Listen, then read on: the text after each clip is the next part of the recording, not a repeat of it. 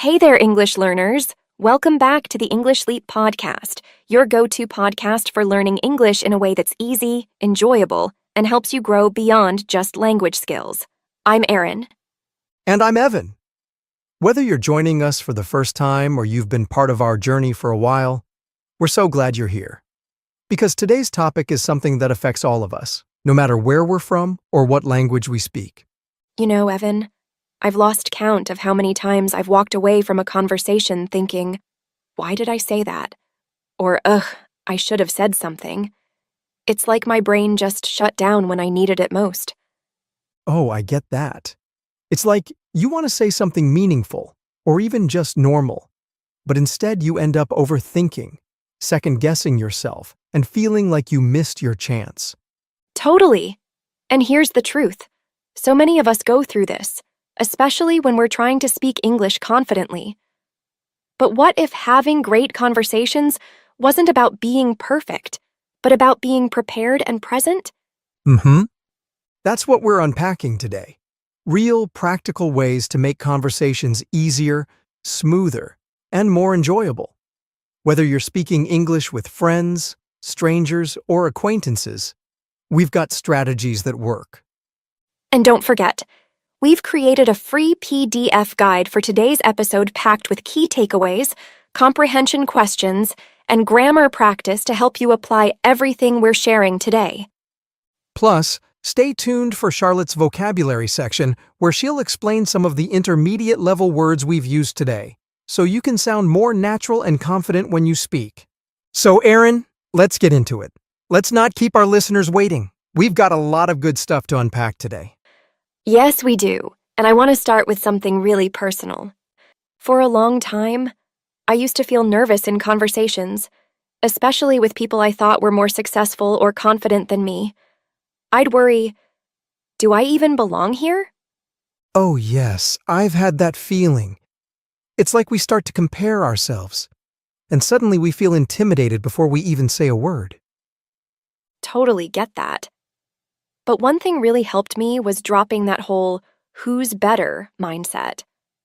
Now I tell myself, no one's above me and I'm not above anyone else. We're all just people.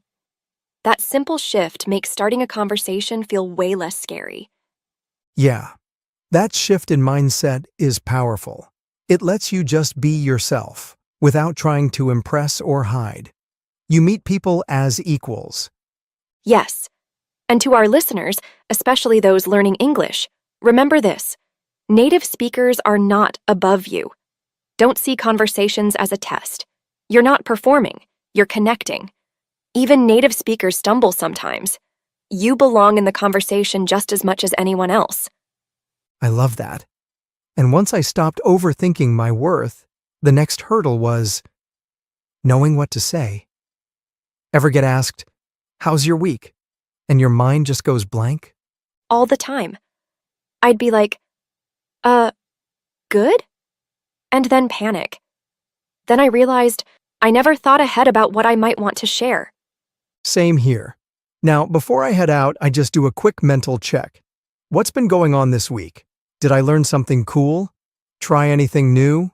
Just having a couple of highlights ready makes conversations so much easier.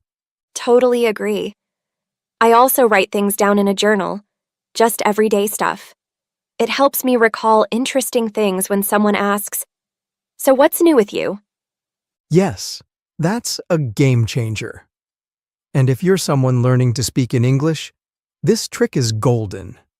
Think about a show you watched, a fun activity, or even how your day's been, and practice talking about it in English. That way, you're not caught off guard. And even if you didn't prep, no problem. Sometimes the best way to start is just noticing what's around you. Oh yeah, I once kicked off a conversation just by saying, "Wow, the line's long today." That tiny comment led to a great chat. Yes, observing something you both share in the moment makes it feel natural, not forced. You're not searching for the perfect topic, you're just reacting to what's in front of you. Exactly.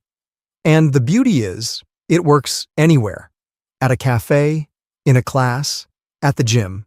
Noticing your surroundings and turning it into a simple comment. can instantly open the door.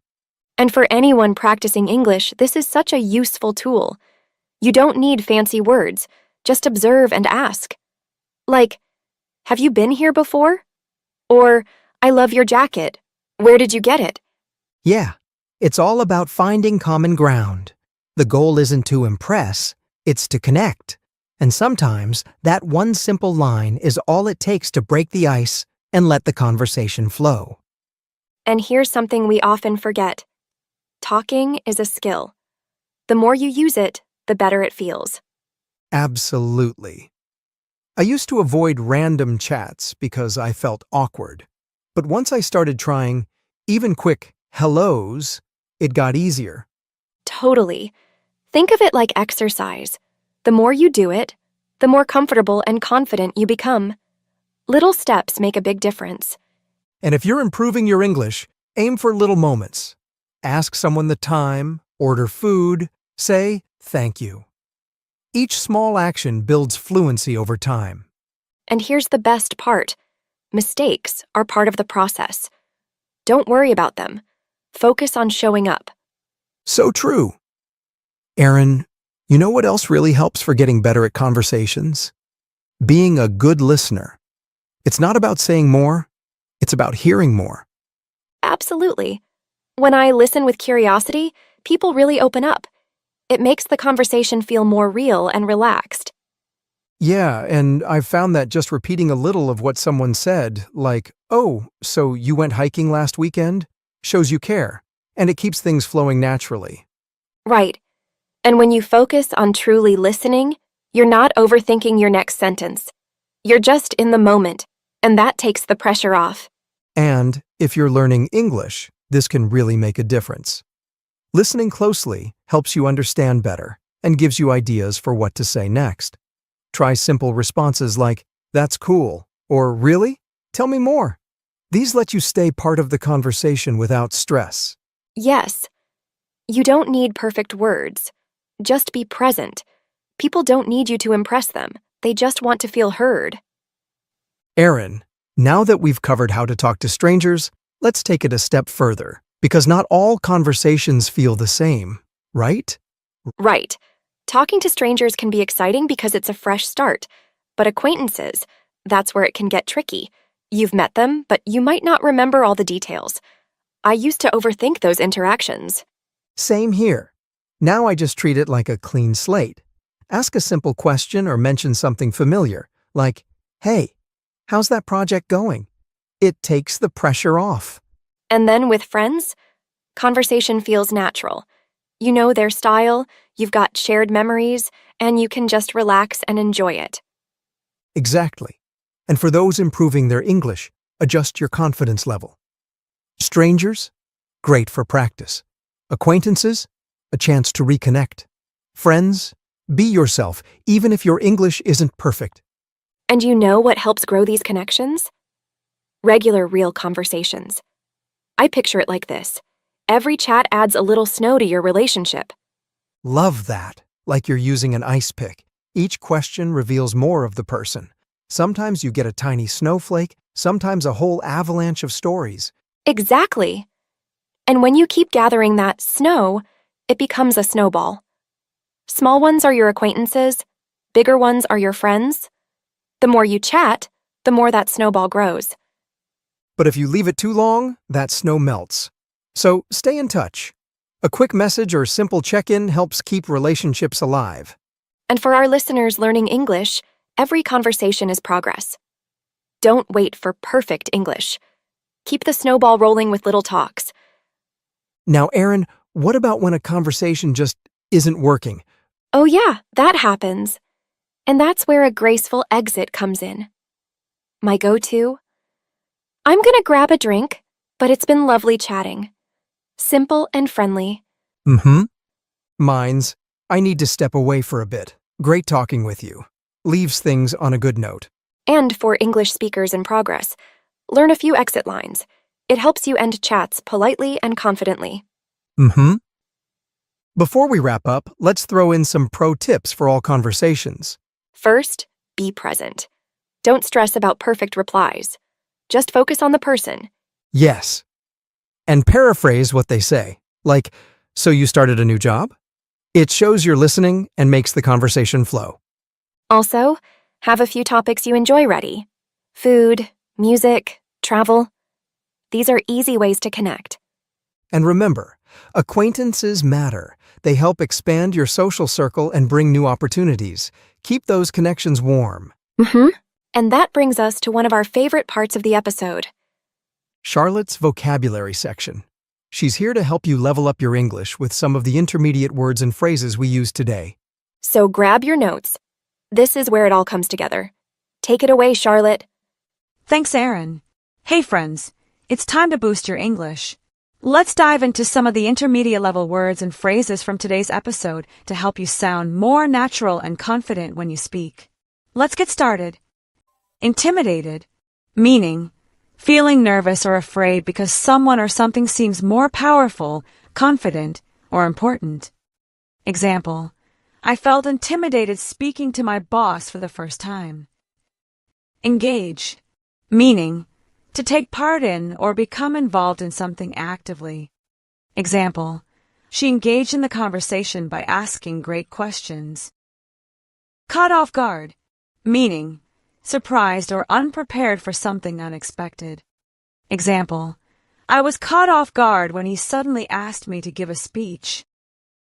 Kicked off, meaning to start or begin something.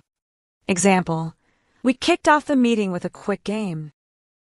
Curiosity, meaning a strong desire to know or learn something. Example, his curiosity about other cultures helped him make new friends. Acquaintances, meaning people you know slightly, but not very well, between strangers and friends. Example, I have a few acquaintances at work, but only one close friend. Second guessing, meaning doubting or questioning a decision you already made.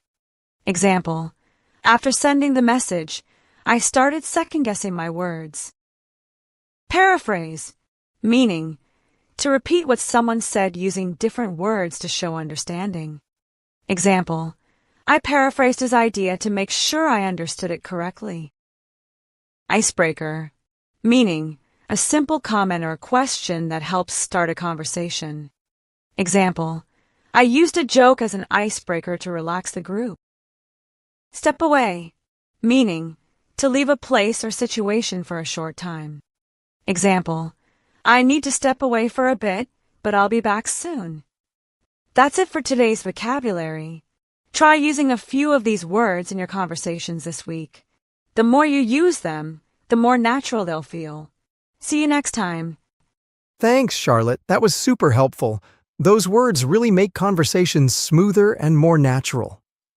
Absolutely.